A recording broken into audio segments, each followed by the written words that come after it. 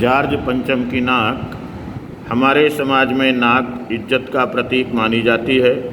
इतना ही नहीं, नाक से जुड़े अनेक मुहावरे भी हिंदी में प्रचलित हैं, जिनमें नाक कटना और नाक काटना प्रमुख हैं। इसी मुहावरे के अर्थ का विस्तार करते हुए इसका व्यंग्यात्मक उपयोग किया गया है। कमलेश्वर जी ने जॉर्ज पंचम की नाक कहानी में इसी बात को ध्यान में रखा है।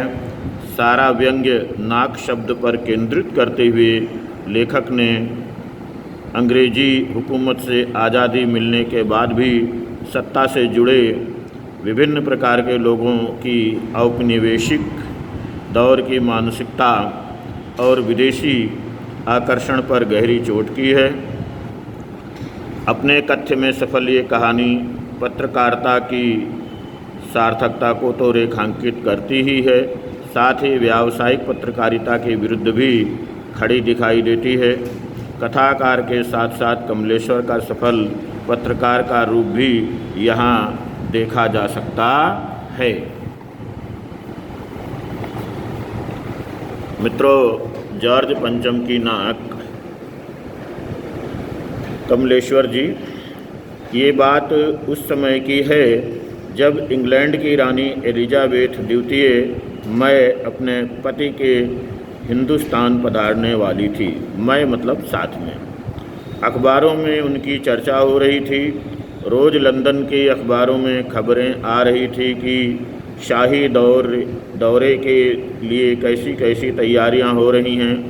रानी एलिजाबेथ का दर्जी परेशान था कि हिंदुस्तान, पाकिस्तान और नेपाल के दौरे पर रानी कब क्या पहनेंगी।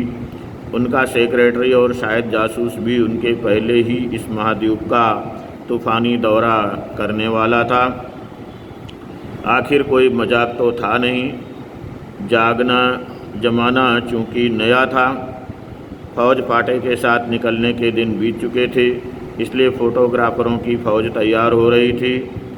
इंग्लैंड के अखबारों की कतरने हिंदुस्तानी अखबारों में दूसरे दिन चिपकी नज़र आती थी, यानी लिखी नज़र आती थी कि रानी ने ऐसा हल्के नीले रंग का सूट बनवाया है जिसका रेशमी कपड़ा हिंदुस्तान से मंगाया गया है कि करीब 400 पाउंड खर्चा उस सूट पर आया है। रानी एलिजाबेथ की जन्मपत्री भी छपी, प्रिंस फिलिप के कारनामे छपे और तो और उनके नौकरों, बावर्चियों, खानसामों, अंगरक्षकों की पूरी जीवनियाँ देखने में आईं। शाही महल में रहने और पलने वाले कुत्तों तक की तस्वीरें अखबारों में छप गईं। बड़ी धूम थी, बड़ा शोर शराबा था। शंख इंग्लैंड में बज रहा था, गूंज हिंदुस्तान में आ रही थी। इन खबरों से हिंदुस्तान में सनसनी फैल रही थी। राजधानी